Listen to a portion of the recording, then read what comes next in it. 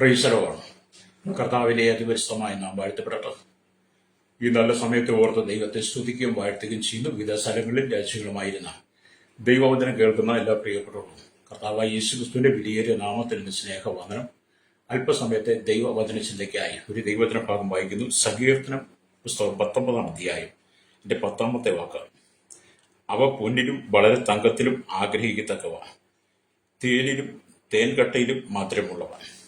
വളരെ അനുഗ്രഹിക്കപ്പെട്ട നല്ല തിരുവെഴുത്താണ് ഈ സങ്കീർത്തനം 19 എന്ന് പറയുമ്പോൾ ദൈവത്തിന്റെ വളരെ പ്രവർത്തികളെ നമുക്കിവിടെ കാണാൻ കഴിയും.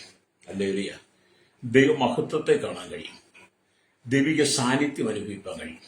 അങ്ങനെ വായിച്ചു വരുമ്പോൾ 19:10 വരുമ്പോഴും ആ വാക്യത്തിലും അല്ലേ ദൈവവചനത്തെക്കുറിച്ചാണ് പറയുന്നത്. ദൈവവചനത്തെ കുറിച്ച് പറഞ്ഞാൽ പൊന്നിലും വളരെ തങ്കത്തിലും ആഗ്രഹിക്കത്തക്കവ, തേനിലും തേൻകട്ടയിലും മധുരമുള്ളവ. പ്രവേശനം. അപ്പൊ നമുക്കൊന്ന് മനസ്സിലാക്കാൻ കഴിയുന്നത്, കഴിഞ്ഞ ദിവസം ഞാൻ പറഞ്ഞതുപോലെ ഈ ലോകത്തിൽ ഏറ്റവും കൂടുതൽ രുചി പകരുന്ന സാധനം തേനാണ്. ഏറ്റവും ശ്രേഷ്ഠമായത് തേൻ എന്ന് പറയുന്നത് എല്ലാവർക്കും ഇഷ്ടമാണ്. തേൻ കാണുമ്പോൾ തന്നെ മനുഷ്യന്റെ വായിൽ കൊതി കൂടും. അതിന്റെ മണം തന്നെ നമ്മെ വളരെ ആകർഷിക്കും. തേൻ എടുക്കുന്നിടത്തൂടെ പോയാൽ നമുക്ക് നമ്മുടെ ചിന്തയിലും ഒരു ഉണർവുണ്ടാകും. അല്പം കിട്ടിയിരുന്നെങ്കിൽ തേൻ രുചിച്ച് നോക്കാം. അത്ര തേനിനോട് നമുക്ക് താല്പര്യമുണ്ട്.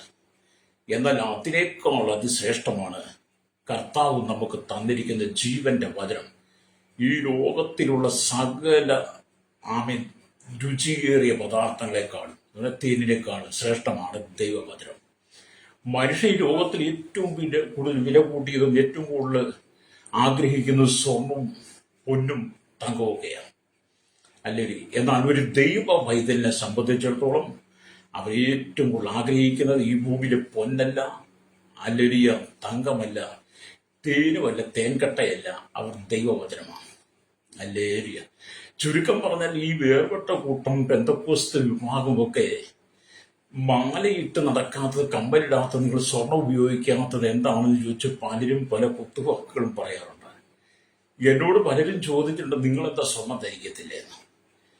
എന്റെ വൈഫ് ഉണ്ടായിരുന്ന സമയത്ത് പലരും പറഞ്ഞിട്ടുണ്ട്, നിങ്ങൾക്ക് എന്തെങ്കിലും മേടിച്ച് കഴുത്തിലും ഇടത്തില്ലെന്ന്. അന്ന് എന്റെ വൈഫ് മറുപടി പറയായിരുന്നു, ഞങ്ങളുടെ കുട്ടികളുടെ ആ കാലഘട്ടത്തിൽ ഞങ്ങൾ സുവിശേഷമായി ചെല്ലുമ്പോൾ എല്ലാവരും ചോദിക്കും, ഈ കുട്ടിക്ക് നല്ല ഒരു കമ്പലിട്ടത്തില്ലേ, നല്ലൊരു മാല മേടിച്ചു കൊടുക്കത്തില്ലേ. ഇപ്പോൾ പ്രായമായി കഴിയുമ്പോൾ പലരും ചോദിക്കാറുണ്ട്.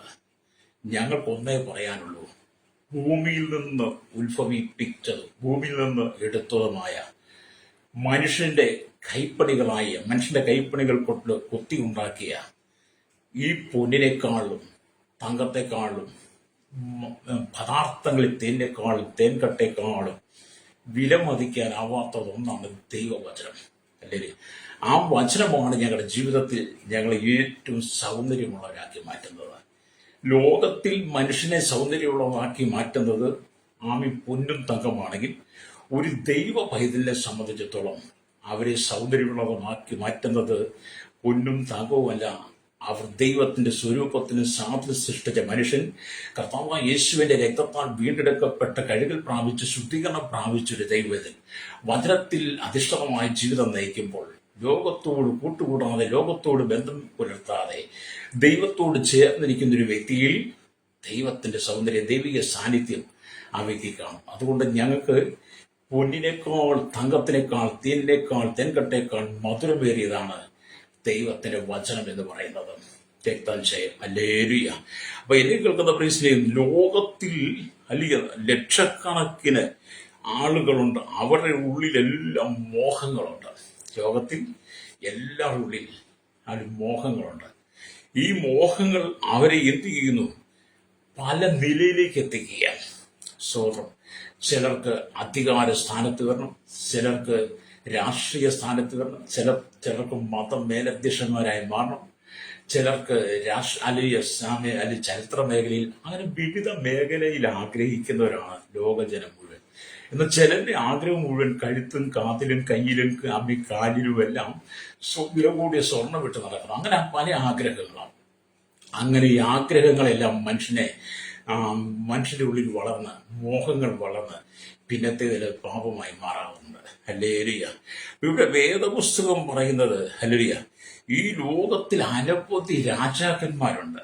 ലോകരാജ്യങ്ങൾ ഭരിക്കുന്ന രാജാക്കന്മാർ അനവധിയുണ്ട്, രാജ്ഞിമാരുണ്ട്. അതുപോലെ ഓരോ രാജ്യത്തിന്റെയും ഉന്നത സ്ഥാനങ്ങളിൽ ഇരിക്കുന്ന അനവധി ആളുകളുണ്ട്. അവരും വളരെ സ്വതം ശോഭിക്കണമെന്ന് ആഗ്രഹിക്കുന്നവരാണ്. എന്നാൽ അതിനേക്കാളൊക്കെ ഏറ്റവും ഉത്തമനായ ഒരു രാജാവുണ്ട്. അതാണ് രാജാതി രാജാവായ കർത്താവായ യേശു ക്രിസ്തുവാണ് ഈ ലോകത്തിലെ ഏറ്റവും കൂടിയ, ഏറ്റവും ശക്തിയേറിയ, ഏറ്റവും മഹത്വമേറിയ, ഏറ്റവും സുന്ദരമായ ആ മഹത്വത്തിനുടമയായത് കർത്താവായ യേശു ക്രിസ്തു. അങ്ങനെ ഒരൊറ്റ രാജാവ് ഉണ്ടെങ്കിൽ അത് യേശു മാത്രമാണ്. ഹല്ലേലൂയ. അപ്പൊ ഇവിടെ നമ്മൾ ദൈവത്തിന്റെ വചനം വായിക്കുമ്പോൾ ലോകത്തിലെ എല്ലാ മനുഷ്യർക്കും മോഹങ്ങൾ ഉണ്ടായിരുന്നാലും അവരെല്ലാവരും രാജാവായി തിളങ്ങുന്നത് അല്ലെങ്കിൽ തങ്കവും പൊന്നും ഒക്കെ ധരിച്ചുകൊണ്ടാണ്. രാജാക്കന്മാരുടെ കഴുത്തിലും ഒക്കെ ഒരുപാട് തങ്ക കിരീടങ്ങളും തങ്കമാലകളും ഒക്കെ ഇട്ടാണല്ലോ രാജാക്കന്മാരായി ശോഭിക്കുന്നത്. അപ്പം വേദപുസ്തകത്തിൽ 3 തരത്തിലുള്ള പൊന്ന് നമുക്ക് കാണാൻ കഴിയും. വേദപുസ്തകം 3 തലങ്ങളിലുള്ള പൊന്നുകളെ കാണാൻ കഴിയും. അതിൽ ഒന്നാമത്തെ പൊന്ന് എന്ന് പറഞ്ഞത് പർവ്വയീൻ പൊന്നാണ്. പർവ്വയീൻ പൊന്നെന്ന് പറയും. രണ്ടാമത്തെ എന്ന് പറഞ്ഞാൽ ശെബ രാജശ്രീ കൊണ്ടുവന്ന ശെബാരാജ്ഞി കൊണ്ടുവന്ന പൊന്നാണ്. അല്ലേരിയ. അപ്പോൾ ചില പുസ്തകത്തിൽ ശെബാരാജ്ഞി എന്നുള്ള ശെബ രാജശ്രീ എന്നൊക്കെ കിടപ്പുണ്ട് കേട്ടോ. അല്ലേരിയ. അപ്പം മൂന്നാമത്തെ എന്നുള്ളത് ശെബയിലെ പൊന്നാണ്. ശെബയിലെ പൊന്നും മൂന്നാമത്തെ ഓഫീർ തങ്കം. 1 പർവ്വീൻ പൊന്ന്, 2 ശെബാരാജ്ഞി കൊണ്ടുവന്നത്, 3 ഓഫീർ തങ്കം. ഇങ്ങനെ 3 വില കൂടിയ പൊന്നുകളെ നമുക്ക് വേദപുസ്തകത്തിൽ കാണാൻ കഴിയും. Praise the Lord. ഇതെല്ലാം മനുഷ്യൻ ആഗ്രഹിക്കുന്നതുമാണ്.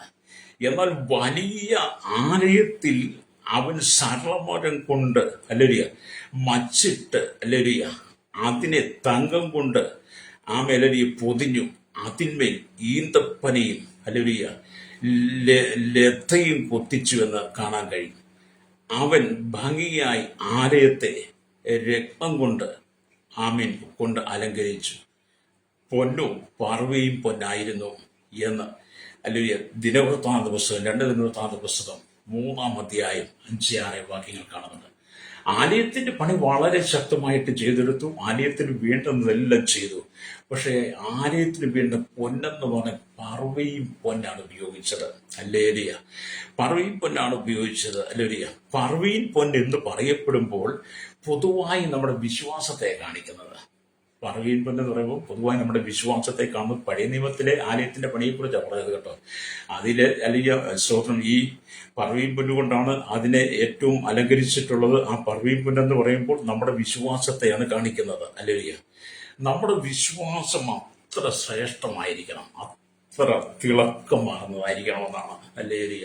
അതുകൊണ്ടാണ് 1 പത്രോസിന്റെ ലേഖനം 1-ാം അധ്യായം അതിന്റെ 7-ാം വാക്യമൊക്കെ വായിക്കുമ്പോൾ നമുക്ക് ഇങ്ങനെ കാണാൻ കഴിയും. അഴിഞ്ഞു പോകുന്നതും തീയിൽ ശോധന കഴിക്കുന്നതുമായ പൊന്നിനേക്കാൾ നിങ്ങളുടെ വിശ്വാസത്തിന്റെ പരിശോധന വിലയേറിയത് എന്ന് യേശുക്രിസ്തുവിന്റെ പ്രത്യക്ഷതയിൽ പുകഴ്ചയ്ക്കും തേജസ്സിനും മാനത്തിനുമായി കാണുവാൻ അങ്ങനെ ഇടവരുമെന്ന്. അപ്പൊ ഈ ലോകത്തിൽ തീയിൽ കൂടി തീയിൽ ശോധന കഴിക്കുന്ന പൊന്നിനേക്കാൾ വലുതായിരിക്കണം നമ്മുടെ വിശ്വാസത്തിന്റെ പരിശോധന. ഹല്ലേലൂയ. അപ്പൊ തീയിൽ ശോധന കഴിക്കുന്ന പൊന്ന് എന്നൊക്കെ പറയുമ്പോൾ അഴിഞ്ഞു പോകുക എന്ന് പറഞ്ഞാൽ നശിച്ചു പോകുക എന്നാണ് അർത്ഥം. 2 പത്രോസ് ലേഖനം 3:10 അത് കാണുന്നത് മൂലപദാർത്ഥങ്ങൾ കത്തിയെഴിയുമെന്ന് അവിടെ കാണുന്നുണ്ട്. അപ്പം പൊന്നും അതിലുൾപ്പെടും. അപ്പൊ മൂലപദാർത്ഥങ്ങൾ കത്തിയെഴിയുന്ന ഒരു കാലഘട്ടമുണ്ടാകും. മൂലപദാർത്ഥങ്ങൾ കത്തിയെഴിയുന്ന കാലഘട്ടത്തിൽ മനുഷ്യൻ ഭൂമിയിൽ നിന്ന് വാങ്ങിക്കൂട്ടി ശരീരത്തിൽ ധരിച്ച് ശരീരത്തെ ഭംഗിയുള്ളതാക്കി മാറ്റിയിരിക്കുന്ന ഈ പൊന്നുകളെല്ലാം അന്ന് കത്തി അഴിഞ്ഞു പോകും. Praise the Lord. എന്നാൽ ഒരു ദൈവ പൈതലിനെ സംബന്ധിച്ചിടത്തോളം തീയിൽ ശോധന കഴിക്കുന്ന പൊന്നിനേക്കാൾ അവന്റെ വിശ്വാസത്തിന്റെ അടിസ്ഥാനം, വിശ്വാസത്തിന്റെ അവന്റെ ഉള്ളിൽ കിടക്കുന്ന ആ സാന്നിധ്യത്തെ ഒരിക്കലും കത്തി എഴിഞ്ഞു പോകുന്നതല്ല. അതുകൊണ്ടാണ് തീയിൽ ശോധന കഴിക്കുന്ന പൊന്നിനേക്കാൾ നിങ്ങളുടെ വിശ്വാസത്തിന്റെ പരിശോധന വിലയരുത്. ഞങ്ങളെയൊക്കെ സംബന്ധിച്ച് പറഞ്ഞ് ഞങ്ങളുടെ ഉള്ളിൽ തീയിൽ ശോധന കഴിക്കുന്ന പൊന്നിനേക്കാൾ വലുതാണ് ഞങ്ങളുടെ വിശ്വാസത്തിന്റെ വിശ്വാസം എന്ന് പറയുന്നത്. ഇന്ന് പകൽ എന്നെ കേൾക്കുന്ന മാതാവി പിതാവി, നിങ്ങൾ എത്ര ഉന്നതനായിരുന്നാലും, എത്ര ശ്രേഷ്ഠനായിരുന്നാലും, എത്ര ഉന്നത കുല കുടുംബത്തിൽ ജനിച്ച വ്യക്തിയായിരുന്നാലും, നിങ്ങൾ കിട്ടുമൂടാവുന്ന സ്വർണ്ണമുണ്ട്, നിങ്ങൾ കാതിലും കഴുത്തിലും ശരീരമാസുകളും സ്വർണ്ണം ധരിച്ച് നടന്നാലും, അല്ലെങ്കിൽ ഇന്നത്തെ കാലഘട്ടത്തിൽ ചില സ്വർണ്ണമൊക്കെ ധരിച്ച് നടക്കുന്ന കാണത്തില്ലേ, പലതും മുഖമുണ്ട് വന്നാലും കാണത്തില്ലേ. ഇനി നിങ്ങൾക്കുള്ളതെല്ലാം കൊണ്ടൊന്ന് ലോക്കൽ സൂക്ഷിച്ചാൽ ഇതെല്ലാം കത്തിയഴിഞ്ഞു പോകുന്നൊരു ദിവസമുണ്ട്. എന്നാൽ ഞങ്ങളെ സംബന്ധിച്ചിടത്തോളം ഞങ്ങൾക്ക് അങ്ങനെ ഭയപ്പെടേണ്ട കാര്യമില്ല. ഞങ്ങളുടെ സൗന്ദര്യം, ഞങ്ങളുടെ സൗന്ദര്യം എന്നൊക്കെ പറഞ്ഞ പറവയും പൊന്നുപോലെ വിശ്വാസത്തിന്റെ പരിശോധന, വിശ്വാസത്തിന്റെ അനുഭവമാണ് ഞങ്ങളുടെ ഉള്ളിൽ. അതൊരിക്കലും കത്തിയഴിഞ്ഞു പോകുന്നതല്ല. അപ്പം അഴിഞ്ഞു പോകുന്നതും തീയിൽ ശോധന കഴിക്കുന്നതുമായി പൊന്നിനേക്കാൾ നിങ്ങളുടെ വിശ്വാസത്തിന്റെ പരിശോധന വിലയേറിയതെന്ന് യേശുക്രിസ്തുവിന്റെ പ്രത്യക്ഷതയെങ്കിൽ പുകഴ്ചയ്ക്കും തേജസ്സിനും മാനത്തിനുമായി കാണുവാൻ അങ്ങനെ ഇടയാകും. അത് ഞാൻ പറഞ്ഞത് കാരണം, നിങ്ങൾ ലോകമോഹത്തെ ഉപേക്ഷിക്കണം, ലോകത്തിന്റെ ഇമ്പങ്ങളെ ഉപേക്ഷിക്കണം, ലോകത്തിൽ നിങ്ങൾക്ക് ലഭിക്കുന്ന ആഗ്രഹങ്ങളെ നിങ്ങൾ ഉപേക്ഷിക്കണം. അവനത് ചെയ്തില്ലേ, അവളത് ചെയ്തില്ലേ, അവിടെ കഴുത്തിൽ കിടക്കുന്ന മാല കണ്ടില്ലേ, അവന്റെ മക്കളുടെ കഴുത്തിൽ കിടക്കുന്ന മാല കണ്ടില്ലേ, മക്കളുടെ കയ്യിൽ കിടക്കുന്ന മോതിരം കണ്ടില്ലേ, അവരുടെ കയ്യിൽ കിടക്കുന്ന വള കണ്ടില്ലേ എന്നൊക്കെ പറഞ്ഞ് നിന്റെ മനസ്സും അടുത്തു പോകാതെ, ഹല്ലേലൂയ, നിന്റെ ഉള്ളിൽ പറവയും പൊന്നുപോലെ വിശ്വാസത്തിന്റെ പരിശോധന, തിളങ്ങുന്ന വിശ്വാസം നിന്റെ ഉള്ളിലുണ്ടെങ്കിൽ നീയാണ് ഏറ്റവും ഉത്തമൻ. ഹല്ലേലൂയ. ലോക മനുഷ്യൻ എല്ലാവരും എന്ത് ചെയ്യുന്നു? പറവയും പൊന്നുപോലെ തിളങ്ങുന്ന പൊന്നുകൊണ്ട് അവരെ അലങ്കരിക്കുമ്പോൾ, ശലോമോൻ ദേവാലയം അങ്ങനെ അലങ്കരിച്ചതുപോലെ ഞങ്ങളുടെ ശരീരമാകുന്ന മന്ദിരത്തെ, ഹല്ലേലൂയ, പറവയും പൊന്നുപോലെയുള്ള ഞങ്ങളുടെ വിശ്വാസം കൊണ്ട് ഞങ്ങൾ അതിനെ അലങ്കരിച്ച് നിർത്തിയിരിക്കുക. രക്തം താങ്കൾ ആ കൂട്ടത്തിലാണോ? ഹല്ലേലൂയ. അപ്പം താങ്കളുടെ വിശ്വാസം പറവയും പൊന്നുപോലെ വിശ്വാസത്തിൽ തിളങ്ങി നിൽക്കുന്നതായിരിക്കണം. ഹല്ലേലൂയ. അപ്പം രണ്ടാമത്തെ കാര്യമെന്ന് പറയുമ്പോൾ, ഹല്ലേലൂയ, രണ്ടാമത്തെ പൊന്നെന്ന് പറയുന്നത് ശെബയിലെ പൊന്നാണ്. എന്ന് പറയുന്നത് ശെബാരാജ്ഞി ശലോമോനെ കാണാൻ വന്നപ്പോൾ കൊണ്ടുവന്ന പൊന്നിനെ കുറിച്ചാണ് പറയുന്നത്. ഹല്ലേലൂയ. അതിനെക്കുറിച്ച് നമ്മൾ വേദപുസ്തകം പറയുമ്പോൾ, ഹല്ലേലൂയ, ഒരിക്കൽ ഭക്തനായ ഇയ്യോബ് പറഞ്ഞൊരു ഭാഗമുണ്ട്. ഹല്ലേലൂയ. ഭക്തനായ ഇയ്യോബ് എന്താണ് പറഞ്ഞത്? ആ ഭാഗം നമുക്ക് നോക്കി പോകുമ്പോൾ വായിക്കാം. ഹല്ലേലൂയ, സ്തോത്രം. ഇയ്യോബിന്റെ പുസ്തകം, ഹല്ലേലൂയ, ഇയ്യോബിന്റെ പുസ്തകം 23-ാം അധ്യായം അതിന്റെ 10-ാമത്തെ വാക്യത്തിലേക്ക് വരുമ്പോൾ ഇയ്യോബ് പറയാണ്, എന്നാൽ ഞാൻ നടക്കേണ്ടുന്ന വഴി അവൻ അറിയുന്നു. ഇയ്യോബ് പറയാം, ഞാൻ നടക്കേണ്ടുന്ന വഴി ആരറിയുന്നു? യഹോവയായ ദൈവം അറിയുന്നു. എന്നിട്ടോടെ എന്നെ ശോധന കഴിച്ചാൽ ഞാൻ പൊന്നുപോലെ പുറത്തു വരും. ഇത് ഭക്തന്റെ ഉള്ളിലെ ആഗ്രഹം. എന്നെ ശോധന കഴിച്ചാൽ ഞാൻ പൊന്നുപോലെ പുറത്തു വരുമെന്ന് ഇയ്യോബ് എന്ന് പറയുന്ന ഒരു മനുഷ്യൻ പറയുന്നുണ്ടെങ്കിൽ, ഇന്ന് പകൽ എന്നെ കേൾക്കുന്ന മനസ്സിലേക്ക് നിന്നെ ദൈവം തമ്പുരാൻ ശോധന കഴിക്കുന്ന കാലഘട്ടത്തിൽ, ശോധന കഴിക്കുന്ന സമയത്ത് ഇയ്യോബിനെ പോലെ നിനക്ക് പൊന്നുപോലെ പുറത്തു വരുവാൻ കഴിയണം. മാലിന്യങ്ങളേൽക്കാത്ത, മലിനതകളേൽക്കാത്ത, ലോകമോഹങ്ങളിൽ വീഴാത്ത, ലോകമോഹങ്ങൾക്ക് അധീനമായി മാറാത്ത, ഇവിടുത്തെ ചിന്തകൾക്കും ഇവിടുത്തെ ആഗ്രഹങ്ങൾക്കും വിധേയപ്പെട്ട ശരീരത്തെ മലിനപ്പെടുത്താത്ത, ഇവിടുത്തെ പണത്തിന് വേണ്ടി, ഇവിടുത്തെ മണ്ണിന് വേണ്ടി, ഇവിടുത്തെ പൊന്നിന് വേണ്ടി, ഇവിടുത്തെ പെണ്ണിന് വേണ്ടി, ഇവിടെ ലഭിക്കുന്ന നമ്മുടെ ശാരീരിക സുഖത്തിന് ഒന്നിന് നീ വിധേയപ്പെട്ടു പോകാതെ നിന്നെ ശോധന കഴിച്ചാൽ നീ പൊന്നുപോലെ പുറത്തു വരണം. യോബിനെ പോലെ നമുക്കതിന് കഴിയുമോ? അങ്ങനെ കഴിയുന്ന വ്യക്തിക്ക് മാത്രമേ നിത്യജീവനെ പ്രാപിക്കാൻ കഴിയുള്ളൂ, നിത്യമായ സ്വർഗത്തിൽ ദൈവരാജ്യത്തിൽ ചെല്ലാൻ കഴിയുള്ളൂ. അതുകൊണ്ട് എന്നെ കേൾക്കുന്ന പ്രശ്നം, എല്ലാവർക്കും ദൈവരാജ്യത്തിൽ ചെല്ലുവാൻ കഴിയില്ല. ദൈവരാജ്യത്തിൽ ചെല്ലുവാൻ കഴിയണമെങ്കിൽ ദൈവം നമ്മെ തീയിൽ കൂടി ശോധന കഴിക്കുന്ന പൊന്നുപോലെ നമ്മളെ ശോധന കഴിക്കുമ്പോൾ, പോലെ നമ്മുടെ വിശ്വാസം തിളങ്ങി നിൽക്കുന്നെങ്കിൽ മാത്രമേ നമുക്ക് അവിടെ ചെല്ലാൻ കഴിയുള്ളൂ. അതുകൊണ്ടാണ് ഇയ്യോബൊക്കെ അങ്ങനെയൊക്കെ പറയുന്നത്. ഹല്ലേലൂയ. അപ്പൊ ഈ രണ്ടാമത്തെ പൊന്ന് ശെബാരാജ്ഞി കൊണ്ടുവന്ന പൊന്നാണ്.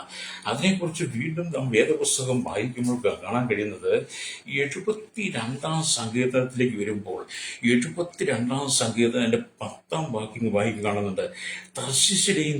തർശീശിലെയും ദ്വീപുകളിലെയും രാജാക്കന്മാർ കാഴ്ച കൊണ്ടുവരട്ടെ, സെബയിലെയും രാജാക്കന്മാർക്ക് അപ്പം കൊടുക്കട്ടെ എന്ന്. അതുകൊണ്ട് അവിടെ രേഖപ്പെടുത്തി വെച്ചിരിക്കുന്നത്. അല്ലേ ഹല്ലേലൂയ. എന്ന് പറഞ്ഞാൽ അവിടെ പറയാൻ കാരണം ഹല്ലേലൂയ സ്തുതിയുള്ളൂ. രാജാതി രാജാവായ ക്രിസ്തുവിന്റെ മുമ്പാകെ ഭൂമിയിലെ സകല രാജാക്കന്മാരും നമസ്കരിക്കുന്ന ഒരു മനോഹരമായ കാഴ്ചയെക്കുറിച്ചാണ് 72-ാം സങ്കീർത്തനം 10-ാം വാക്യം പറയുന്നത്. അത് ഈ ലോകത്തിലെ സകല രാജാക്കന്മാരും തങ്കം കൊണ്ടുള്ള കിരീടമൊക്കെ ഉണ്ടാക്കി വെച്ചാലും, പൊന്നുകൊണ്ട് കിരീടം ധരിച്ചാലും, അവർ കഴുത്തിലും ശരീരത്തിലും കൈയിലും ശരീരമാസകലം പൊന്നുകൊണ്ട് അണിഞ്ഞ് അവരിവിടെ മനോഹരമായി നിർത്തിയാലും ഭൂമിയിലെ സകല രാജാക്കന്മാരും രാജാതി രാജാവായ കർത്താവിന്റെ മുമ്പിൽ മുട്ടുകുത്തി അവനെ വണങ്ങേണ്ടി വരും. ഹല്ലേലൂയ. ഭൂമിയിലെ രാജകീയ സ്ഥാനമൊക്കെ താൽക്കാലികമാണ്. ഭൂമിയിലെ രാജകീയ സ്ഥാനം എല്ലാം താൽക്കാലികമാണ്. അത് അല്പകാലത്തേക്ക് മാത്രമുള്ളതാണ്. അത് സ്ഥിരമായിട്ട് നിൽക്കുന്നതല്ല. എന്നാൽ ദൈവം നമുക്ക് തന്നിരിക്കുന്ന രാജകീയ പദവിയുണ്ട്. വിശ്വാസത്തിന്റെ പരിശോധനയിൽ, വിശ്വാസത്തിൽ തിളങ്ങി നിൽക്കുന്ന ദൈവമക്കൾക്ക് ദൈവ രാജകീയത്വം തന്നിട്ടുണ്ട്. അതൊരിക്കലും തകർന്നു പോകുന്നതല്ല. ഹല്ലേലൂയ. അപ്പം ഭൂമിയിലെ ഒരുപാട് രാജാക്കന്മാരെക്കാൾ ശ്രേഷ്ഠമാണ് ദൈവം നമ്മെ രാജാക്കന്മാരാക്കിയിരിക്കുന്നു പറയുന്നത്. 1 പത്രോസ് ലേഖനം 2-ാം അധ്യായം 9-ാം വാക്യം വായിക്കും കാണുന്നുണ്ട്. നിങ്ങളോ അന്ധകാരത്തിൽ നിന്റെ അത്ഭുത പ്രകാശത്തിലേക്ക് നിങ്ങളെ വിളിച്ചിരിക്കുന്നവരുടെ സൽഗുണങ്ങളെ ഘോഷിപ്പാൻ തക്കവണ്ണം തെരഞ്ഞെടുക്കപ്പെട്ട ജാതിയും രാജകീയ പുരോഹിത വർഗവും. അപ്പം പർവ്വയും പൊന്ന് എന്ന് പറയുന്ന വിശ്വാസത്തിന്റെ പരിശോധനയിൽ തിളങ്ങി നിൽക്കുന്ന ദൈവമക്കൾ എപ്പോഴും രാജകീയ പുരോഹിത വർഗമാണ്. ഈ രാജകീയ പുരോഹിത വർഗമായിരിക്കുന്ന ദൈവമക്കൾ ഒരിക്കലും തകർന്നു പോകത്തില്ല, ക്ഷീണിച്ചു പോകത്തില്ല. അവർ കർത്താവായ യേശുക്രിസ്തുവിനെ എപ്പോഴും വീണ് കിടന്ന് നമസ്കരിച്ച് ആരാധിച്ച് സ്തുതിച്ച് ദൈവസ്നേഹത്തിന്റെ ആഴങ്ങളിലേക്ക് ഇറങ്ങി അത് അനുഭവിക്കുന്നവരാ ദൈവമക്കൾ, ദൈവസഭ എന്നൊക്കെ പറയുന്നത്. അതുകൊണ്ട് എന്നെ കേൾക്കുന്ന ശ്രോതാവേ, എന്നെ ശോധന കഴിച്ചാൽ പൊന്നുപോലെ പുറത്തൊരു നിയോഗം പറഞ്ഞതുപോലെ ജീവിതത്തിലെല്ലാം നഷ്ടപ്പെട്ടാലും എല്ലാം തകർന്ന് ധരിപ്പണമായിരുന്നാൽ ജീവിതം മടുത്തു എന്ന് തോന്നിയാലും മരണത്തിന്റെ അനുഭവത്തിൽ യോബ് കടന്നുപോയതുപോലെ പോയാലും നമുക്കും പറയുവാൻ കഴിയണം. ഹല്ലേലൂയ. എന്നെ ശോധന കഴിച്ചാൽ ഞാൻ പൊന്നുപോലെ പുറത്തു വരുമെന്ന് നമുക്ക് പറയുവാൻ കഴിയണം. ഭൂമിയിലെ രാജാക്കന്മാരെ പോലെ അല്ല നമ്മൾ കേട്ടോ. നമുക്ക് എല്ലാത്തിനും ശ്രേഷ്ഠതയെ ദൈവം തന്നിട്ടുണ്ട്. ഹല്ലേലൂയ. അപ്പൊ ഇവിടെ നാം ദൈവത്തിന്റെ വചനം വായിക്കും. 2-ാമത്തെ പൊന്നെന്ന് പറയുന്നത് ശെബയിലെ പൊന്നാണെന്ന് ഞാൻ പറഞ്ഞല്ലോ. അപ്രകാരം ശലോമോന് ശെബാരാജ്ഞി ശെബയിൽ നിന്നും ധാരാളം പൊന്നു കൊണ്ടുവന്നു. ഹല്ലേലൂയ. ഇത് ദൈവത്തിനായി സത്യത്തോടും ഉത്തമത്തോടും കൂടെ ചെലുത്തുന്ന കാണിക്കുകൾക്ക് അടയാളമായിരിക്കുന്നതാണ്. ഹല്ലേലൂയ. ഈ ശെബാരാജ്ഞി കൊണ്ടുവന്ന പൊന്നെന്ന് പറയുന്നതേ അതിന്റെ ആത്മീയ അർത്ഥം നമ്മൾ ചിന്തിക്കുമ്പോൾ നാം ദൈവസന്നിധിയിലെ സത്യത്തോടും ഉത്തമമായി കൊടുക്കുന്ന കാണിക്കുകൾക്ക് അടയാളമാണ്. അപ്പം പൊന്നുപോലെയുള്ള നിങ്ങളുടെ ആത്മാവ്, പ്രാണൻ, ശരീരം ഇവകളെ ദൈവത്തിന് കാണിക്കയായി കൊടുക്കണം. നിങ്ങളുടെ പൊന്നുപോലെയുള്ള ശരീരം, പ്രാണനും ആത്മാവും നിങ്ങൾ എന്ത് ചെയ്യണം? ദൈവത്തിന് പൊന്നുപോലെ. ശെബാരാജ്ഞി ശലോമോനെ കാണാൻ മൊത്തവും ശെബയിലെ പൊന്നു കൊണ്ടുവന്ന് കൊടുത്ത് ശലോമോനെ തൃപ്തിപ്പെടുത്തിയതുപോലെ നമ്മുടെ ശരീരം, പ്രാണൻ, ആത്മാവ് പൊന്നുപോലെ ശോഭിച്ച് കർത്താവിനത് കാണിക്കയായി മാറണം. രക്തജയം ഏതാ? നമ്മുടെ പ്രാണനും നമ്മുടെ ശരീരവും പ്രാണാത്മാവും കർത്താവിന് കാണിക്കയായി മാറണം. ഹല്ലേലൂയ. സ്തോത്രം. എന്നുള്ള ദൈവത്തിന്റെ വചനം വായിക്കുന്നത്. ഹല്ലേലൂയ. ഇവിടെ നാം ദൈവത്തിന്റെ വചനം വായിക്കുമ്പോൾ മനസ്സിലാക്കാൻ കഴിയുന്നത് ഹല്ലേലൂയ സ്തോത്രം. ഈ പൊന്നുപോലെയുള്ള നിങ്ങളുടെ ആത്മാവും, പ്രാണൻ, ശരീരം ഇവകളെ ദൈവത്തിന് സമർപ്പിക്കും, കാണിക്കുക സമർപ്പിക്കണം. വചനപ്രകാരം നിങ്ങൾ ഉറച്ചു നിൽക്കണം. വചനപ്രകാരം ഉറച്ചു നിൽക്കണം. വചനത്തിൽ നിങ്ങൾക്ക് സ്ഥിരത ഉണ്ടായിരിക്കണം. വചനത്തിൽ ഉറച്ചു നിൽക്കണം. അതുകൊണ്ടാണ് പൗലോസ് റോമർക്ക് ലേഖനം എഴുതിയപ്പോൾ ഇങ്ങനെ പറഞ്ഞിട്ടുണ്ട്. ഹല്ലേലൂയ. റോമലേഖനം 12-ാം അധ്യായം 2-ാം വാക്യം, ഈ ലോകത്തിന് അനുരൂപരായി മാറാതെ, എന്നെ കേൾക്കുന്ന മാതാവേ, പിതാവേ, ഈ ലോകത്തിന് അനുരൂപരായി തീരാതെ നന്മയും പ്രസാദവും പൂർണ്ണതയുമുള്ള ദൈവഹിതം ഇന്നതെന്ന് തിരിച്ചറിഞ്ഞ് മനസ്സ് പുതുക്കി രൂപാന്തരപ്പെടുമെന്ന് പൗലോസ് അപ്പോസ്തലൻ പറഞ്ഞതുപോലെ ഇന്ന് മുതൽ ദൈവത്തിന്റെ ആത്മാവും നിങ്ങൾ ഓരോരുത്തരും ശക്തമായി ദൂത് പറയുകയാണ്. നീ ലോകത്തിന് അനുരൂപപ്പെടരുത്. എന്നെ കേൾക്കുന്ന സഹോദര സഹോദരി, എന്നെ കേൾക്കുന്ന മാതാവ്, യുവതി യുവക്കന്മാരുടെ ലോകത്തിലെ പൊന്നും വെള്ളിയും തങ്കം കൊണ്ടല്ല നിന്നെ അലങ്കരിക്കേണ്ടത്. ലോകത്തിന്റെ മാലിന്യങ്ങൾ കൊണ്ടല്ല നിന്നെ അലങ്കരിക്കേണ്ടത്. അതെല്ലാം തീയിൽ കെട്ടുപോകുന്ന, തീയിൽ അഴിഞ്ഞു പോകുന്നതാ. എന്നാൽ ദൈവവചനം കൊണ്ട് നിന്നെ അലങ്കരിച്ചുകൊണ്ട് നിന്റെ ശരീരം, പ്രാണൻ, ആത്മാവിനെ ദൈവത്തിന് കാണിക്കുകയായി കൊടുക്കണം. ഈ ലോകത്തിന്, ലോകക്കാരുടെ നീ അനുരൂപരായി മാറാതെ. ലോകക്കാരോടൊപ്പം ചേർന്ന് ജീവിക്കുന്ന ഒരുപാട് പേരുണ്ട്. എൻ്റെ ഏരിയ സ്വതം ചിലർക്ക് ഈ സഭയിൽ സ്വർണ്ണം ഇട്ടുകൊണ്ട് വരുമല്ലോ. സ്വർണ്ണം ഇട്ടുകൊണ്ട് വരുമ്പോൾ അവർ പറയും, ഒരു ചെറുതല്ലേ പാസ്റ്റേ? ചെറുതായാലും വലുതായാലും നിങ്ങളുടെ ഇഷ്ടം പോലെ നടക്കട്ടെ. കാരണം ഞങ്ങളൊക്കെ ഈ സുവിശേഷം പറയും, ഞങ്ങൾ ദൈവവചനം പറയും. നിങ്ങൾക്ക് ഇഷ്ടമുണ്ടെങ്കിൽ മാറ്റാൻ, നിങ്ങൾക്ക് ഇഷ്ടമില്ല മാറ്റട്ടെ. ഇപ്പം നമ്മളെ കൊണ്ട് ഒരു തല്ലി മാറ്റിക്കാനും ഊരി മാറ്റിക്കാനും പറ്റുമോ? ഒന്നും പറ്റുന്ന കാര്യമില്ല. അതുകൊണ്ട് ദൈവവചനം പ്രസംഗിക്കും, ഞങ്ങൾ ശക്തമായിട്ട് പ്രസംഗിക്കും. നിങ്ങൾക്ക് വേണം തീരുമാനിക്കാൻ. നിങ്ങളുടെ ആത്മാവ്, പ്രാണൻ, ശരീരത്തെ ദൈവത്തിന് കാണിക്കയായി കൊടുത്ത് അത് നിങ്ങളുടെ വിശ്വാസത്തിന്റെ പരിശോധന അതിലൂടെ വെളിപ്പെടുത്തി കർത്താവിന്റെ വരവേണ്ടി നിങ്ങൾ ഒരുക്കത്തോടുകൂടി നിൽക്കണോ ഇല്ലയോ നിങ്ങൾക്ക് സ്വന്തമായിട്ട് തീരുമാനിക്കാം. അല്ലെങ്കിൽ ഉപദേശങ്ങൾക്കൊന്നും ഒരിക്കലും മാറ്റമില്ല. പ്രേക്ഷകർ ചില സഭയിൽ സ്വർണത്തെക്കുറിച്ച് പറയത്തേയില്ല. ചില ദൈവദാസന്മാർ സ്വർണത്തെക്കുറിച്ച് പറയത്തില്ല. കാരണം അവർക്ക് സ്വർണത്തെക്കുറിച്ച് പറഞ്ഞാൽ അല്ലെങ്കിൽ അതിനെക്കുറിച്ചുള്ള വചനം എടുത്ത് പ്രസംഗിച്ചു കഴിഞ്ഞാൽ അവർക്കൊരു പേടിയുണ്ട്. എന്താണെന്ന് ചോദിച്ചാൽ അടുത്ത ആഴ്ച ഇവർ വന്നില്ലേ എന്ത് ചെയ്യും? അല്ലേരിയ സ്വർണം വിട്ടു പോകാമെന്ന് സഭയുണ്ടല്ലോ, സ്വർണം ധരിച്ചില്ല സഭയുണ്ടല്ലോ, അങ്ങോട്ട് പോയിക്കൂടെ എന്നുള്ള ചിന്ത അല്ലേരിയ പലർക്കും ഉള്ളത് കൊണ്ട് എന്ത് ചെയ്യും? ഇന്ന് പല സഭയിലും പൊന്നിനെക്കുറിച്ചും തങ്കത്തെക്കുറിച്ചും ദൈവസഭയ്ക്കകത്ത് പ്രസംഗമേ ഇല്ല. അല്ലേ? അത് പിന്നെ ഞാൻ വിട്ടു. ഓരോരുത്തരും കാര്യം പോലെ ഇപ്പം ഞങ്ങളുടെ ഇവിടെയൊക്കെ എന്ന് പറഞ്ഞാൽ അനവധി ആളുകൾ ദൈവസഭയ്ക്കകത്ത് വരുന്നുണ്ടെങ്കിൽ അവർ പുണ്യ ധരിച്ചൊക്കെ വരും. അല്ലേ? അതിന് ചില പ്രത്യേക കാരണങ്ങളും ഉണ്ട്. അത് ഇതിനകത്ത് പറയാനും പറ്റത്തില്ല. അല്ലേലിയ.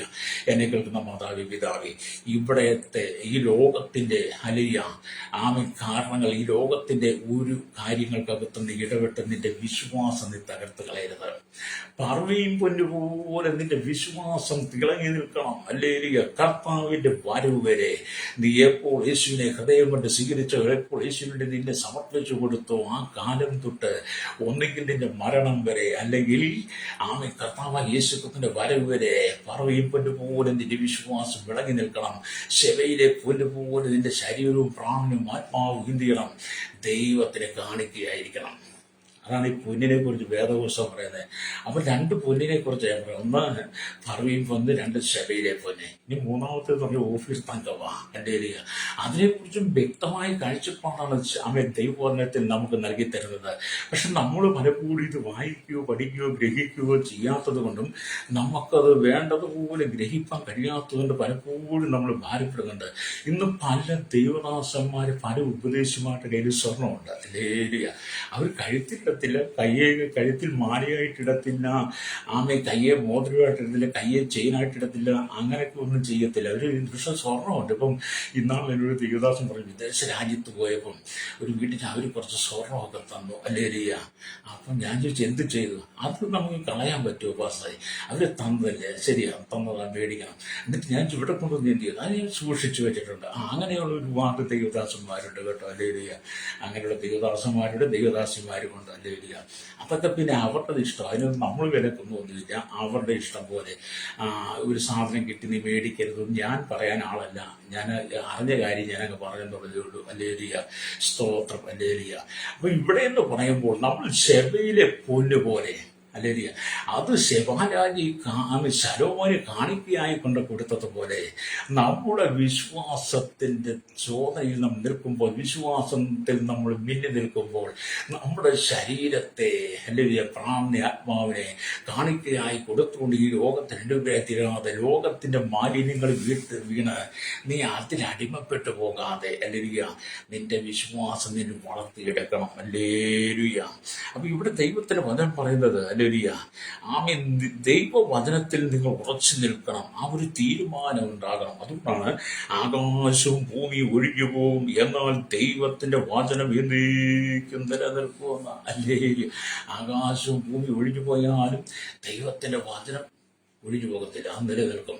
കാരണം ഇന്ന് നമുക്കറിയാം, നാം പാർക്കുന്ന ഈ ഭൂമി തീക്ക് വേണ്ടി സൃഷ്ടിച്ച തീയാലിത് വെന്തുരുക്കും. ഈ ആകാശവും എല്ലാം മാറിപ്പോകും. അല്ലേരിയ. എന്നാൽ മാറ്റമില്ലാത്തതൊന്നുണ്ടെങ്കിൽ അത് ദൈവവചനമാ. ഇത് ഇളകുന്ന രാജ്യമാ. ഇളകാത്ത രാജ്യത്തെക്കുറിച്ചാണ് ദൈവ പൈതലിന്റെ ചിന്ത. ഈ ഭൂമിയിലെ കാര്യങ്ങളെക്കുറിച്ച് ദൈവം ചിന്തിക്കുന്നില്ല. അവൻ അതിനകത്ത് ലയിക്കുന്നില്ല.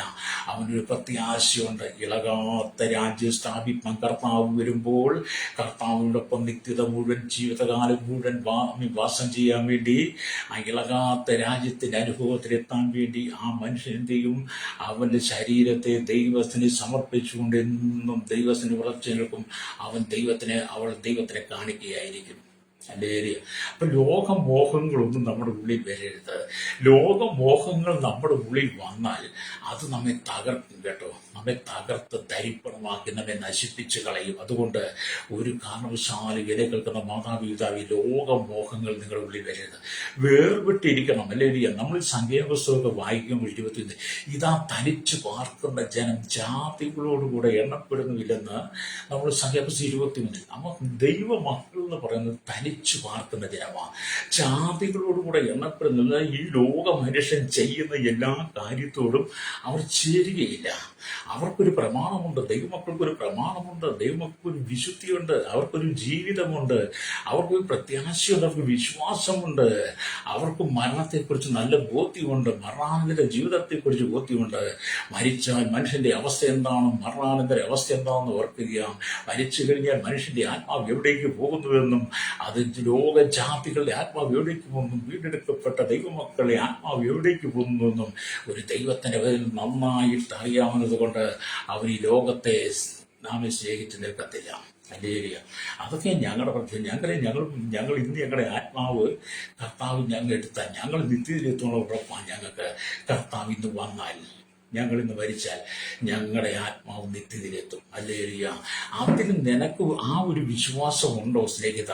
അതോ ഇവിടുത്തെ പൊന്നും തങ്കവും ഒക്കെ ധരിച്ച് നിന്നെ അലങ്കരിച്ച് മനുഷ്യനുമുമ്പിൽ നിന്നെ വെളിപ്പെടുത്തി മനുഷ്യനുമ്പിൽ ചില പ്രച്ഛന്ന വേഷധാരിയായി കോലം കെട്ടി നിൽക്കുന്ന അനുഭവമാണോ നിനക്ക്? അല്ലേരിയ. അങ്ങനെയെങ്കിൽ ഒരു പക്ഷേ അതെല്ലാം അഴിഞ്ഞു പോകുന്നതിനോടൊപ്പം തീയാൽ നശിക്കുന്നതോടൊപ്പം നീയും നിന്റെ ജീവിതം തകർന്നു പോകാൻ സാധ്യതയുണ്ട്.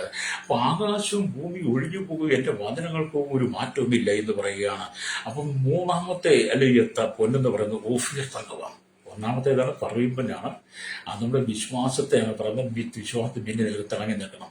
ശരോമൻ ആലയത്തിൽ ആമീൻ പറയുമ്പോൾ കൊണ്ട് പൊതിഞ്ഞ് ആ ആലയം വിളങ്ങി നിന്നതുപോലെ നിങ്ങളും നിങ്ങളുടെ ശരീരമാകുന്ന മന്ദിരത്തെ വിശ്വാസം കൊണ്ട് വിളങ്ങി നിൽക്കണം. രണ്ടാമത്തെ എന്താണ്? ശിവരാജ്യം കൊണ്ടുള്ള പൊന്നാണ്. അത് കാണിക്കയായി കൊടുത്തു. അതിപ്പോൾ നിങ്ങളുടെ ശരീരത്തെ ദൈവത്തിന് കാണിക്കയായി കൊടുക്കണം. അല്ലേലിയ. മൂന്നാമത്തേതാണ് ഞങ്ങൾ തങ്കം. അല്ലേലിയ. ആമി ഓഫീർ തങ്കം. അല്ലേലിയ. ഈ ഓഫീർ തങ്കത്തെ കുറിച്ച് വേദപുസ്തകം പറയുമ്പോൾ അല്ലേലിയ ആമി സ്തോത്രം ആമി സങ്കീർത്തന പുസ്തകം 45-ാം അധ്യായം അതിന്റെ 9-ാമത്തെ വാക്യത്തിലാണ് പറയുന്നത്. അവിടെ ഇങ്ങനെ എഴുതിയിരിക്കുന്നത്. അല്ലേലിയ. അവിടെ ഇങ്ങനെയാണ് എഴുതിയിരിക്കുന്നത്. അല്ലേലിയ. നിന്റെ സ്ത്രീരത്നങ്ങളുടെ കൂട്ടത്തിൽ രാജകുമാരികളുണ്ട്. നിന്റെ വലത്തു ഭാഗത്ത് രാജ്ഞി ഓഫീർ തങ്കം അണിഞ്ഞു നിൽക്കുന്നു. അല്ലേലിയ. ഇതൊക്കെ നമ്മൾ ഈ വിവാഹ നാളുകളിൽ ഈ സങ്കീർത്തനമൊക്കെ ഒരുപാട് വായിക്കാറുണ്ട്. എന്താണ് അവിടെ വായിച്ചത്? അല്ലേലിയ. നിന്റെ സ്ത്രീരത്നങ്ങളുടെ കൂട്ടത്തിൽ രാജകുമാരികളുണ്ട്. നിന്റെ ഫലത്തുഭാഗത്ത് രാജ്ഞി ഓഫീർ തങ്കം അണിഞ്ഞു നിൽക്കുന്നു. എന്ത് പറഞ്ഞാൽ എന്താണ്? അല്ലേലിയ. ലാവണ്യവതിയായ കാന്തയെക്കുറിച്ചൊരു വർണ്ണനയാണ് ഇവിടെ പറയുന്നത്. എന്ന് പറഞ്ഞാൽ അല്ലേലിയ ഏറ്റവും വില കൂടിയ തങ്കമാണ് ഓഫീർ തങ്കം എന്ന് പറയുന്നത്. ഏറ്റവും വില കൂടിയ തങ്കം ഓഫീർ തങ്കമാണ്. അല്ലേലിയ. അപ്പം തെക്ക് കിഴക്ക് അറേബ്യയിലുള്ള ഇന്നത്തെ ഒമാൻ ആയിരിക്കാം അതെന്ന് വേദപുസ്തകം പഠിക്കാൻ കാണാൻ കഴിയും. എന്നൊരു ഓഫീർ എന്ന് പറയുന്നത് ഓഫീർ എന്ന് വിശ്വസിക്കപ്പെടുന്നു. ഒമാനാണെന്ന് വിശ്വസിക്കപ്പെടുന്നത്. അപ്പം വലത്തുഭാഗം അധികാരത്തെയും അത് അനുഗ്രഹത്തെയും അല്ലെങ്കിൽ സ്വീകരണത്തെയുമാണ് സ്ഥാനമാണ് കാണിക്കുന്നത്. അല്ലെങ്കിൽ എന്ന് പറഞ്ഞാൽ നിന്റെ അല്ലെങ്കിൽ വലത്തുഭാഗത്ത് രാജ്ഞി ഓഫീർ തങ്കം അണിഞ്ഞു നിൽക്കുന്നു പറയുമ്പോൾ അത് അല്ലെങ്കിൽ സ്തോത്രം വലത്തുഭാഗം എന്ന് പറയുന്നത് അധികാരത്തെ, ലലിയ. രണ്ടാമത് അനുഗ്രഹത്തെ, മൂന്ന് സ്വീകരണത്തിന്റെ സ്ഥാനമാണ്. ഈ വാക്യത്തിന്റെ വെളിച്ചത്തിലായിരിക്കാം വിവാഹവേദിയിൽ അല്ലേലിയ വിവാഹവേദിയിൽ നിയുക്ത വരന്റെ വലത്തുഭാഗത്ത് നിയുക്ത വധുവിനെ നിർത്തുന്നത്. അല്ലേലിയ. ആമി സ്തോത്രം എന്ന് പറയും രക്ഷ. അല്ലേലിയ എന്ന് പറഞ്ഞാൽ അല്ലേലിയ എന്നെ കേൾക്കുന്ന ഈ ലോകത്തിൽ നാം രക്ഷയുടെ അനുഭവത്തിൽ ജീവിക്കുന്ന വ്യക്തിയാണെങ്കിൽ ഈ ലോകത്തിന്റെ മലിനതകളിലൊന്നും പോകാതെ ദൈവം നമുക്ക് തന്നിരിക്കുന്ന ദൈവിക വചന കാഴ്ചപ്പാടിൽ നാം ദൈവത്തിന്റെ വലത്തുഭാഗത്ത് അല്ലേലിയ സ്തോത്രം അല്ലേലിയ വലത്തുഭാഗത്ത് അല്ലേലിയ സ്തോത്രം അധികാരത്തിന്റെയും അനുഗ്രഹത്തിന്റെയും നമ്മെ സ്വീകരിച്ച് അവിടെ ഇരുത്തുന്നതിന്റെ അനുഭവത്തിലൂടെ നമ്മൾ ജീവിക്കണമെന്ന് ഞാനൊരു പുസ്തകത്തിൽ വായിച്ചു കേട്ടോ. അല്ലേലിയ. പക്ഷേ അല്ലേലിയ വിവാഹത്തിന്റെ പ്രതിജ്ഞാവാചകം ദൈവദാസന്മാർ ചൊല്ലിക്കൊടുക്കുന്നതിന് മുമ്പ് ഭാര്യ ഭർത്താക്കന്മാരായി തീർന്നിട്ടില്ലാത്തതിനാൽ വിവാഹവേദിയിൽ വരുമ്പോൾ തന്നെ മണവാളന്റെ വലത്തുഭാഗത്ത് അല്ലെങ്കിൽ മണവാട്ടിയെ ഇരുത്തുന്നത് ശരിയാണോ എന്ന് സംശയമുണ്ട്. ഇപ്പം പണ്ടത്തെ കാലം എന്ന് പറഞ്ഞാൽ വിവാഹം കഴിഞ്ഞിട്ട് ഭാര്യ സഹോദരി വരന്റെ വലത്തുഭാഗത്തേക്ക് വരുന്നത്. അതിനു മുമ്പ് നിയുക്ത വധുവായതിന്റെ ഇടത്ത് ഭാഗത്താണ്. ഇപ്പം അതൊക്കെ മാറി കേട്ടോ. ഇപ്പം അതൊക്കെ മാറി. ഇപ്പം ഇപ്പോഴും വലത്ത് ഉറപ്പിക്കുന്ന കാലഘട്ടം തൊട്ട് നിശ്ചയ നാള് തൊട്ട് എല്ലാം വലത്ത് ഭാഗത്താണ്. നിയുക്താന്നുള്ളത് അങ്ങ് മാറ്റിവെച്ചത്. എൻ്റെ ആരും മനുഷ്യൻ മാറ്റിവെച്ചു, ദൈവമല്ല മനുഷ്യൻ മാറ്റിവെച്ചു. എന്നാൽ അതോടൊക്കെ ഞാൻ എന്നെ വിമർശിക്കാനൊന്നുമില്ല. അപ്പൊ ഇവിടെ നമ്മൾ മൂന്നാമത്തെ തങ്കം ഓഫീർ തങ്കം എന്ന് വിളിക്കപ്പെടുന്നു. അത് മണവാട്ടിയുടെ സ്ഥാനത്തേക്ക് കൊണ്ടുപോകുന്ന സ്വഭാവം. മണവാട്ടിയെ മണവാട്ടി സ്ഥാനത്തേക്ക് കൊണ്ടുപോകുന്ന സ്ഥാനമാണ് ഹല്ലേലൂയ. നിന്റെ വലത്തുഭാഗത്ത് ഓഫീർ തങ്കം അണിഞ്ഞു നിൽക്കുന്നു. നിങ്ങളുടെ ജീവിതത്തിൽ എല്ലാ കാലഘട്ടത്തിലും ക്രിസ്തുവിനെ പോലെ നിങ്ങൾ മാറണമെന്ന് അത് കാണിക്കുകയാണ്. നിങ്ങളുടെ കാലഘട്ടത്തിൽ, നിങ്ങളുടെ ജീവിതത്തിൽ എല്ലാ കാലങ്ങളിലും ക്രിസ്തുവിനെ പോലെ, ക്രിസ്തുവിന്റെ വലത്തുഭാഗത്ത് ഓഫീർ തങ്കം അണിഞ്ഞു നിൽക്കുന്ന, അല്ലെങ്കിൽ വരന്റെ വലത്തുഭാഗത്ത് ഓഫീർ തങ്കം അണിഞ്ഞു നിൽക്കുന്ന മണവാട്ടിയെ പോലെ നിങ്ങൾ ക്രിസ്തുവിന്റെ വലത്തുഭാഗത്ത് എപ്പോഴും ഹല്ലേലൂയ നിൽക്കണം എന്നുള്ളതാണ് ഇവിടെ കാണുന്നത്. നിങ്ങളുടെ സ്വഭാവം, നിങ്ങളുടെ രഹസ്യ ജീവിതം, നിങ്ങളുടെ പരസ്യ ജീവിതം, സകലത്തിലും നിങ്ങളുടെ ജീവിതത്തെ ക്രിസ്തുവിന് വെളിപ്പെടുത്തണം. മനുഷ്യന് രഹസ്യ ജീവിതമുണ്ട്, പരസ്യ ജീവിതമുണ്ട്. മനുഷ്യന്റെ സ്വഭാവം വ്യത്യസ്തമാണ്. അതുകൊണ്ട് നിന്റെ സ്വഭാവവും പരസ്യ ജീവിതം രഹസ്യ ജീവിതമായിരുന്നാലും ഓഫീർ തങ്കം അണിഞ്ഞു നിൽക്കുന്ന മണവാട്ടിയെ പോലെ നീ ക്രിസ്തുവിന്റെ വലത്ത് ഭാഗത്ത് അധികാരത്തിന്റെയും അനുഗ്രഹത്തിന്റെയും സ്വീകരണത്തിന്റെയും അനുഭവത്തിൽ നീ ഉറച്ചു നിൽക്കണമെന്ന് ഈ വചനം നമ്മെ പഠിപ്പിക്കുന്നത്. ഹല്ലേലൂയ. രക്തം ചെയ്യും.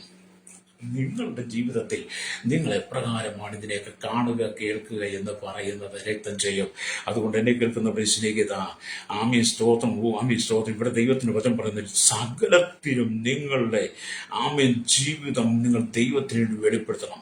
അതുപോലെ ഈ ഓഫീർ തങ്കം എന്ന് പറയുന്നത് മഹാപരിശുദ്ധമാണ്. ഈ ഓഫീർ തങ്കം എന്ന് പറയുന്നത് മഹാപരിശുദ്ധമാണ്.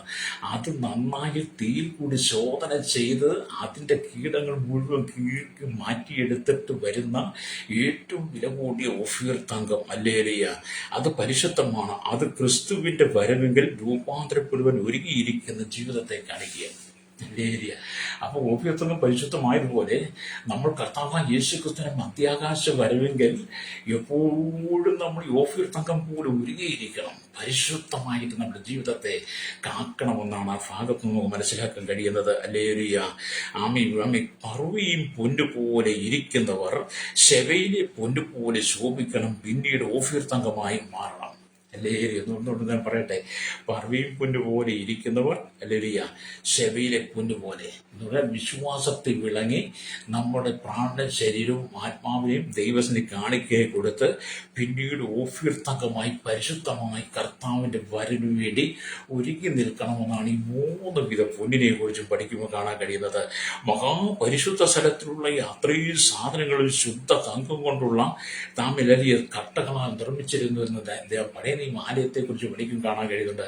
ഇത്രയൊക്കെ ദൈവത്തിന്റെ വചനം നമുക്ക് വെളിപ്പെടുത്തി തന്നിട്ടാണ് സങ്കീർത്തനക്കാരൻ 19-ാം സങ്കീർത്തനം 10 പറഞ്ഞത്, അവ പൊന്നിലും വളരെ തങ്കത്തിലും ആഗ്രഹിക്കത്തക്കവ, തേനിലും തേൻകട്ടേക്കാൾ മധുരമുള്ള എന്താണ് ദൈവത്തിന്റെ വചനം. അപ്പൊ ഞാൻ പറഞ്ഞത് പർവ്വയും പൊന്നായിരുന്നാലും ശെവായിലെ പൊന്നായിരുന്നാലും ഓഫീർ തങ്കമായിരുന്നാലും അതിനേക്കാൾ ഏറ്റവും ശ്രേഷ്ഠമാണ് ദൈവത്തിന്റെ വചനം. ആ വചനം നിന്റെ ഹൃദയത്തിൽ എന്ത് ചെയ്യണം? ശോഭിക്കണം. ആ വചനം നിന്റെ ഹൃദയത്തിൽ നിറഞ്ഞു നിൽക്കണം. വചനത്തിന് പ്രാധാന്യം കൊടുക്കണം. ഹല്ലേലൂയ. അതുകൊണ്ട് എന്നെ കേൾക്കുന്നവർ സ്നേഹിത, സ്തോത്രം. ഹല്ലേലൂയ. തങ്കം എന്നാൽ എന്താണ്? തട്ടാൻ പൊന്നെ ശുദ്ധീകരിച്ച് അവസാനം തന്റെ മുഖം പൊന്നിൽ കാണപ്പെടുന്നത് വരെ ശുദ്ധീകരിച്ച് അല്ലെങ്കിൽ 100 തങ്കമാക്കി എടുക്കും. അതുപോലെ കർത്താവ് നിങ്ങളെ വിശുദ്ധീകരിച്ച് അവന്റെ സാദൃശ്യത്തിൽ കൊണ്ടുവരുമ്പോൾ നിങ്ങൾ അവനെ പോലെ ശോഭിക്കും. ഹല്ലേലൂയ. അപ്പൊ നിങ്ങൾ കർത്താവിനെ പോലെ ശോഭിക്കണമെന്നാണ് ദൈവത്തിന്റെ ആത്മാവ് പറയുന്നത്. അപ്പൊ നിന്റെ ജീവിതം കർത്താവിന് വേണ്ടി വേണം ശോഭിക്കാൻ. ലോകത്തിന് വേണ്ടിയിട്ടല്ല, ലോകക്കാരെ കാണിക്കാൻ വേണ്ടിയിട്ടല്ല. അവരെന്തും ചെയ്തോട്ട് നീ ഒരു വിഷയം നോക്കാൻ പാടില്ല. നീ കർത്താവിന് വേണ്ടി പരിശുദ്ധമായി ഒരു ഓഫീർ തങ്കം പോലെ നിന്റെ ഉള്ളിലെ കീടങ്ങൾ മുഴുവൻ മാറ്റിക്കളഞ്ഞിട്ട് കർത്താവ് മധ്യാകാശത്തിൽ വരുമ്പോൾ അവനോടുകൂടി എടുക്കപ്പെട്ട അവന്റെ വലത്തുഭാഗത്ത് മണവാട്ടി ഓഫീർ തങ്കം അണിഞ്ഞു നിൽക്കുന്ന പോലെ നീ അവിടെ ചെല്ലണം. ഹല്ലേലൂയ. അതുകൊണ്ട് എന്നെ കേൾക്കുന്നവർ സ്നേഹിത, തങ്കം കൊണ്ടൊരു ഹല്ലേലൂയ ഒരു പട്ടമുണ്ടാക്കി അതിൽ യഹോവയ്ക്ക് വിശുദ്ധമെന്ന് മുദ്രക്കൊത്തായി കൊത്തണമെന്ന് പുറപ്പാട് ദിവസം 23 ആമേൻ 36 നമുക്ക് വായിക്കാൻ സമയമില്ല. ഹല്ലേലൂയ. എന്നാലും ഞാൻ പറയട്ടെ, നിങ്ങളുടെ വിശ്വാസ്യത അല്ലേ പറവിയും പൊന്നു പോലെ നിങ്ങളുടെ വിശ്വാസം വളരണം. ശിവരാജ്ഞി കൊണ്ടുവന്ന പൊന്നെ കാണിക്ക് കൊടുത്തുപോലെ നിങ്ങളുടെ ശരീരം, പ്രാണനാത്മാവ് ദൈവത്തിന് വേണ്ടി കാണിക്കാൻ മാറണം. ഓഫീർ തങ്കം പോലെ അത് പരിശുദ്ധമാണ്. നിങ്ങളുടെ ജീവിതം പരിശുദ്ധമായിരിക്കണം. ഹല്ലേലൂയ. അതുകൊണ്ട് വചനത്തിലേക്ക് വന്ന് കേട്ട് പ്രാർത്ഥിക്കാൻ പോവുകയാണ്. എന്താണ് വായിച്ച വചനം? 19 സങ്കീർത്തനം 10 വാക്യമാണല്ലോ. ഹല്ലേലൂയ. അവ പൊന്നിലും വളരെ തങ്കത്തിലും ആഗ്രഹിക്കത്തക്കവ തേനിലും തേൻകട്ടിലും മധുരമുള്ളവ. എന്നെ കേൾക്കുന്ന മാതാവി പിതാവി, ഈ ലോകമോഹങ്ങൾ കുടുങ്ങി നീ പോകരുത്. നിന്റെ തലമുറ ഈ ലോകത്തിന് മോഹങ്ങളിലേക്ക് ഇറങ്ങി പോകരുത്. അവർ ചെയ്യുന്നത് കണ്ട് നീ ജീവിക്കരുത്, പറയുന്നത് പറഞ്ഞ് നീ ജീവിക്കരുത്, അവരോടൊപ്പം നടന്ന് നീ വഷളായി മാറരുത്. കർത്താവ് നിന്നെ ശോധന ചെയ്യുമ്പോൾ ഓഫീർ തങ്കം പോലെ പരിശുദ്ധമായി നിൽക്കുന്നെങ്കിൽ മാത്രമേ നിനക്ക് നിത്യതയിൽ പ്രവേശിക്കാൻ കഴിയുള്ളൂ. നീ കർത്താവിന് വേണ്ടി നിന്നെ സമർപ്പിച്ചു കൊടുക്കുന്നെങ്കിൽ നിന്റെ ജീവിതത്തിലെ എല്ലാ അല്ലലുകളും ദൈവം മാറ്റും, എല്ലാ പ്രതിസന്ധികളും ദൈവം മാറ്റും, എല്ലാ പ്രതികൂലങ്ങളും ദൈവം മാറ്റും. നീ അനുഭവിക്കുന്ന പ്രയാസകരമായ അനുഭവത്തിൽ നിനക്കൊരു മോചനം തരുവാൻ യേശു ആഗ്രഹിക്കുമ്പോൾ ഇന്ന് നീ കർത്താവിന് വേണ്ടി സമർപ്പിച്ചു കൊടുക്കാമോ? കണ്ണുകളുടെ ചാട്ട്. പരിശുദ്ധ ഞങ്ങളുടെ നല്ല ദൈവം ഈശോയ്ക്ക് പിതാവി, അനുഗ്രഹിക്കപ്പെട്ട നല്ല സമയത്തിനായി വചനം കേട്ടുകൊണ്ടിരിക്കുന്ന കേരളത്തിലും ഭാരതവും രാജ്യങ്ങളും സകല ജനത്തെ ഏൽപ്പിച്ച് പ്രാർത്ഥിക്കുന്നു. കർത്താവി, അവ പൊന്നിലും തങ്കത്തിലും ആഗ്രഹിക്കത്തക്ക തേനിലും തേൻകട്ടയിലും മധുരമുള്ള ദൈവത്തിന്റെ വചനം ഈ ലോകത്തിൽ ഞങ്ങൾ ജീവിക്കും. ഞങ്ങളുടെ ജീവിതത്തിന് ഏറ്റവും ശ്രേഷ്ഠമായിക്കൊണ്ട് വചനത്തിൽ നിറഞ്ഞ് കർത്താവി ഞങ്ങൾ പറയുമ്പോൾ പോലെ ഞങ്ങളുടെ വിശ്വാസം പിളങ്ങി സെവയിലെ പൊന്നുപോലെ കർത്താവിന്റെ ശ്യാമി ഞങ്ങൾ ദൈവത്തിന് കാണിക്കുകയായി ഞങ്ങളുടെ ശരീരത്തെ ആത്മാവ് പ്രാണനെ സമർപ്പിച്ചുകൊണ്ട് ഓഫീർ തങ്കം പോലെ അത് പരിശുദ്ധമായി കർത്താവിന്റെ വരവിനായി ഒരു സകല ജനത്തെ ഒരുക്കണമേ. ശൈശവത്തിനും ബാല്യത്തിൽ കൗമാരം യൗവനത്തിൽ വാർത്തയിൽ ആനുപുരത്തിന് അശനയാശോപനം ചോടനയിൽ തടവിലായിരിക്കുന്ന ജാതി മത വർഗവർണ്ണ വ്യത്യാസമില്ലാത്ത എല്ലാ ജനത്തെ അവിടുത്തെ കരങ്ങളിൽ ഏൽപ്പിക്കുന്നു. കർത്താവ് ഈ ജനലോകത്തിന്റെ ഈ ഇഷ്ടപ്രകാരം ഉയർന്ന് നിത്യത നഷ്ടപ്പെടുത്തി കളയാതെ സ്വർഗത്തിലെ ദൈവത്തിന്റെ ഇഷ്ടത്തിന് വേണ്ടി ജീവിക്കാൻ ജനത്തെ ഒരുക്കണമേ. സകല മുഖത്ത് എടുത്താട്ട് യേശുവിന്റെ നാമത്തിൽ തന്നെ ആമേൻ, ആമേൻ, ആമേൻ.